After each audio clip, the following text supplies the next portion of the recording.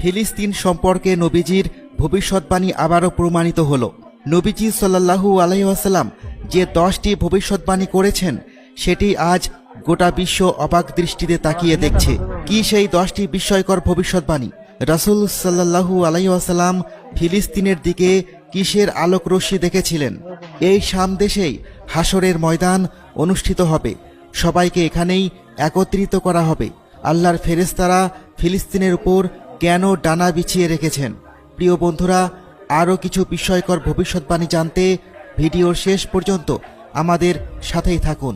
মুসলিম উম্মার কাছে পবিত্র নগরী মক্কা এবং মদিনার পরে তৃতীয় পবিত্র ও ভালোবাসার স্থান শাম দেশ।